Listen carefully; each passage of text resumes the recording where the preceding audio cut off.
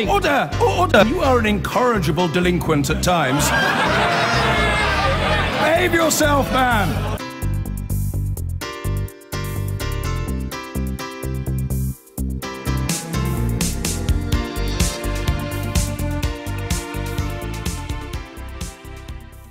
Our top story is that the Labour leader Jeremy Corbyn has officially launched the party's general election manifesto, describing it as a blueprint for what Britain could be.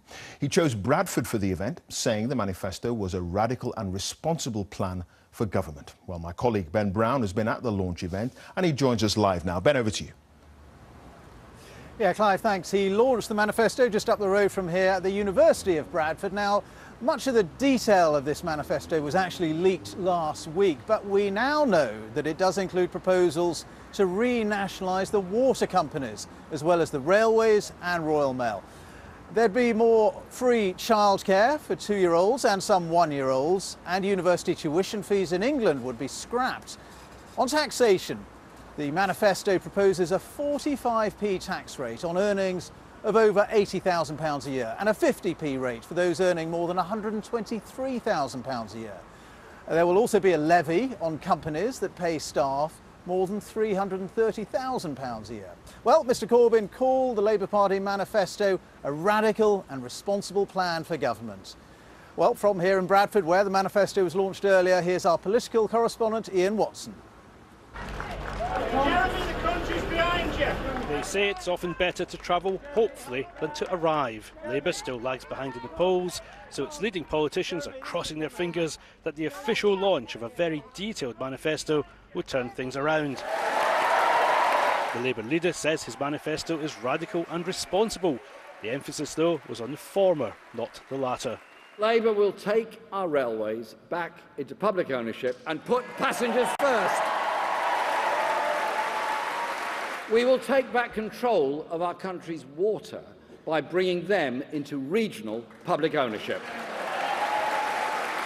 And we will take a public stake in the energy sector to keep fuel prices down and ensure a balanced and green energy policy for the future. Jeremy Corbyn chose to launch his manifesto at the University of Bradford. His hope is that more young people will register to vote and they'll be more radical than their parents. And his commitment to abolish tuition fees in England will be used as a rallying cry. Labour will scrap tuition fees, lifting the debt.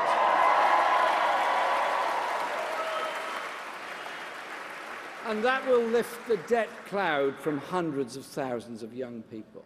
Now, you may have a sense of déjà vu because much of this manifesto leaked last week, but how they'd pay for it didn't.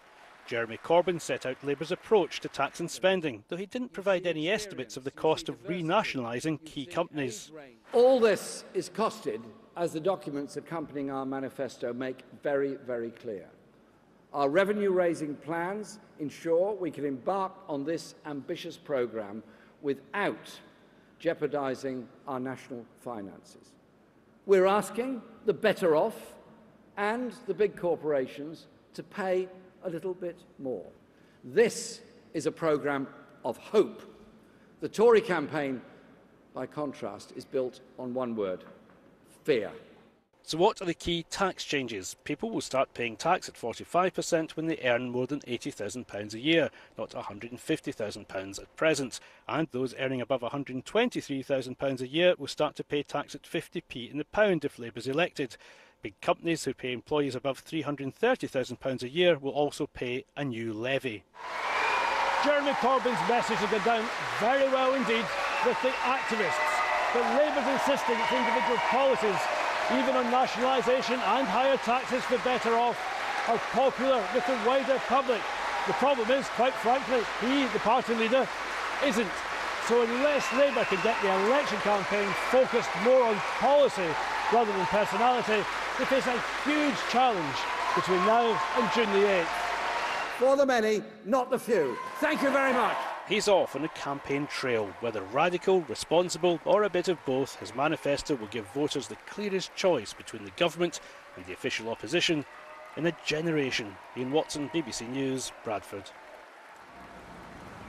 Well, here in Bradford, I'm joined by our assistant political editor, Norman Smith. Norman, how different is this Labour Party manifesto from the party's previous manifestos in recent elections? I think this is a marked change, because previous Labour Party manifestos, really going back 30 years or so, there's been an acceptance of the market economy, trying not to impose too much burdens on business, very careful about any talk of higher taxation, a sense that the private sector was by and large best to be encouraged to do more in public services. All that, Mr Corbyn has done a swift about turn and gone completely the opposite direction. So what we now have from Mr Corbyn is a massive extension of the role of the state, not just in buying back key utilities, be it the railways, be it the national grid, but also in terms of local government, asking local authorities to look at bringing back services which have been contracted out, bring that back into public ownership,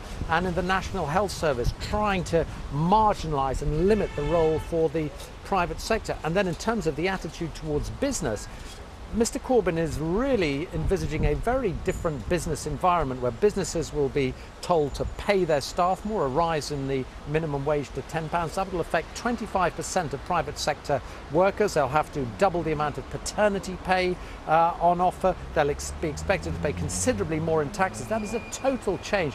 So this is the sort of manifesto which the left in the Labour Party have long craved, but for which I guess successive Labour leaders has been put to one side as they have pursued a much more centrist strategy. So an ambitious manifesto, a radical manifesto. The question is, of course, how do they pay for it all?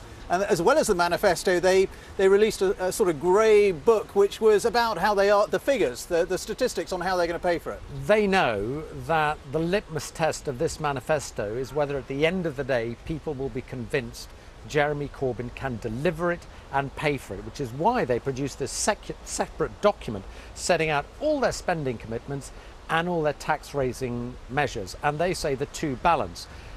Yes, they do, but the issue is they don't include borrowing. And the signs are Labour is poised to really borrow very significant amounts of money to carry through its nationalisation programme. You look at the water industry, a single company like Thames Water is valued at around 10 to 12 billion. So, just taking the water industry back in is, tens of billions of pounds. Also, some of the long-term decisions, ending the increase in the age for accessing the state pension, which is meant to go up and up. Labour is saying, no, we're going to peg that at 66. You'll get your state pension at 66. Steve Webb, the former pensions minister, is saying that would cost something like £90 billion. Now that, I assume, is going to come from borrowing. Labour today have not spelt out how big the borrowing burden is going to be. Norman, thank you very much indeed. Well, Jeremy Corbyn got a rapturous reception when he launched the party's manifesto here in Bradford from the Labour supporters in the audience. The question is, of course, how it goes down with the voters out there. Clive, back to you. Ben, many thanks for that. Ben Brown there in Bradford. And you heard Ben talking to Norman Smith there about Labour's plans to renationalise some key utilities. Labour says its spending commitments are fully costed, but do their sums actually add up? The BBC's Chris Morris has been giving the figures a reality check. So where does Labour say the money is coming from? Well, it estimates an extra tax take of £48.6 billion. Let's break that down a little. Income tax first. Higher earners will pay more. And we're talking about roughly the top 4 to 5% of earners. We reckon that's about 1.2 million people. Earnings above £80,000 will be taxed at 45%, with a new 50% rate on earnings above £123,000. Labour says this will raise £6.4 billion per year. But the biggest increase in tax take, according to Labour's plans, will come from an increase in corporation tax, a tax on business profits. It's currently 19%, and Labour plans to increase that rate to 26% by 2021. Once that's done, Labour says its corporation tax plans will raise an extra £19.4 billion per year. One really important thing, though, that Labour itself acknowledges is that companies and individuals change their behaviour when tax rates change. And you also have to take account the health of the overall economy. So raising tax rates doesn't always increase the overall tax take as much as predicted. There are other measures to raise revenue. For example, a levy on what Labour calls excessive pay, starting with a 2.5% levy paid by employers on pay packages over £330,000. There's also VAT on private school fees. Then the manifesto says £6.5 billion will be raised from an aggressive programme to crack down on tax avoidance. Now, political parties always say they'll do that, and it can be done, but it's a pretty inexact science. Overall, though, Labour says it can finance all its current spending plans through changes in the tax system. 48.6 billion out, 48.6 billion in. So does that add up? They're suggesting a £50 billion increase in tax, which, if it were to be implemented, by the way, would take the tax burden of this country to the highest level it's been in about 70 years. But actually, I think there's an awful lot of uncertainty about whether you could actually raise that amount of tax. They're talking about very, very large increases in taxes on companies, which would likely reduce the amount of investment that they do. So I think the actual amount you could get from these policies certainly runs into the tens of billions, but probably doesn't reach the 50 billion that Labour are claiming. So that's tax, but there are also big plans for investment spending, all those nationalisation plans you've heard about, water companies, the Royal Mail and so on. Labour says it will borrow money to pay for future investment. It's talking about a national transformation fund of £250 billion. But there's no detailed costing of those nationalisation plans in the manifesto. That will be the source of controversy and political debate. But Labour does make one bold promise. It says it's committed to ensuring that the national debt is lower at the end of the next Parliament than it is today. Chris Morris with that reality check there. Let's talk now to Jonathan Porters, Professor of Economics at King's College London. He was Chief Economist in the Cabinet Office under Gordon Brown, and he joins us from Edinburgh. Jonathan, thanks for being with us. It's good to see you. First of all, you were, I think, in a junior position in the Treasury during water privatisation? I was indeed. OK. I was on the privatisation team in the Treasury back in 1988. OK. And how difficult is it going to be, potentially, for a future Labour government, if they win the election, to reverse that? It will be quite difficult, because you'll have to set the price at which the shares are bought back. Will that be by reference to the market price, which would be quite a lot of money, or will it be determined some other way? Then you will indeed have to borrow money to pay for it, but then you will, of course, get ownership of the companies. And I think I should correct Chris Morris. This does not score as public sector investment. It's actually purely a financial transaction to buy shares in a private company.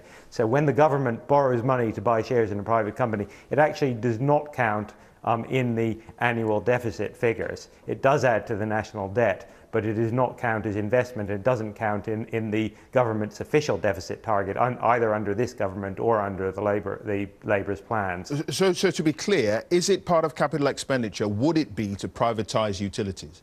No, it would not be part of capital expenditure. There's no new capital expenditure here. It's just a financial transaction. It's below the line as far as the deficit is concerned. It does not affect the deficit. OK. So Labour have got that wrong? Because they're saying it would come out of capital, it's part of capital expenditure. Well, if they're saying that, that's wrong, because there's no new capital investment. You've got the capital investment has already been made. First of all, in the public sector, when the water companies were in the public sector back before I and the Treasury sold them off. And then by the private sector, since they've been in the private sector. That capital expenditure has already been made. What would be happening is that the government, under Labour, would be buying that capital stock from the private sector. It would be purely a financial transaction. There would be no impact on either public sector net investment or on the annual public sector net borrowing figures. OK. Well, we're talking to Emily Thornberry, I think, a little bit later on, so we can try and clear that up with her. How much do you think buying back just the water utilities, for instance, would cost? Well, it would depend on the market price at the time or how it was set, but we are certainly talking about tens of billions of pounds. And that would go on the public sector net debt, although, of course, it would also show up as an asset on the public sector's overall balance sheet. And I think it's worth stepping back here. The question of whether we should borrow money to buy an asset should not be determined on whether we, the public, the government, should spend public money to buy an asset, should not be determined by how it affects the debt or the deficit, because overall, when you make that transaction, it's economically neutral. The question is, would the asset be run better in the interests of taxpayers and consumers in the public sector or the private sector? That's the argument we should be having. Now, my view is that we did a pretty terrible job of privatizing the industry, and that's led to consumers and taxpayers being ripped off. But I don't think there's a very strong case for thinking that renationalisation now is the right way of dealing with that, as opposed to better regulation. Yeah, I mean, that is what a lot of people think, though, isn't it? That's what Labour supporters certainly believe, that the railways aren't working for some people the way that they believe they would, so renationalise. The water industry and the utilities, again, not working the way people would think and want, so therefore renationalise. Energy, another example. I mean, it seems pretty straightforward what Labour are trying to do here. They're addressing public concern about these issues and about these utilities. Well, it's quite reasonable to try and address public concern. Utility regulation is very difficult. You know, if it weren't difficult, these companies would have been in the private sector right from the beginning. The reason they were in the public sector at the beginning was because they're natural monopolies. You can't just let the market operate. You have to regulate them, and we don't always get the regulation wrong. I think we certainly messed up the regulation for water. Some aspects of rail privatization weren't very well handled. Energy, it's less clear. Telecoms, by contrast, nobody seriously suggests that we should renationalise British Telecom. And although we haven't got the regulation perfect, it works pretty well. The question is, do you deal with these issues by renationalisation or by better regulation? And I think most economists think that whatever you think of the rights and wrongs of privatization in the first place, you're better off trying to improve the regulation rather than spending a huge amount of time and effort in renationalising and then maybe not running these companies very well when they're back in the public sector. I mean, you were a chief economist in the Cabinet Office under Gordon Brown. Do you believe these policies from Labour are simply political then, that they actually don't make economic sense? Well, this is a party political manifesto in the run-up to a general election, so it would hardly be pretty astonishing if they weren't political. I think the question we have to ask is, do they make economic sense? As I said, and in that, we shouldn't be really worried about the impact on the debt or deficit. That is not where the economics here. The question is, do we think the government could run these assets better in the public sector, in the interests of consumers and taxpayers, than they are run in the private sector?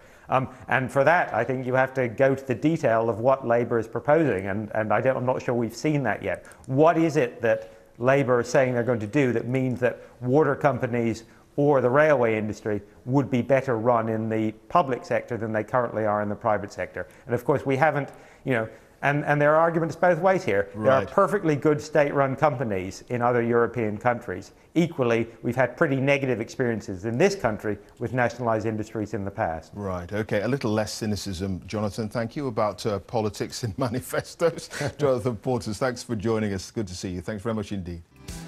I've been getting away with it all.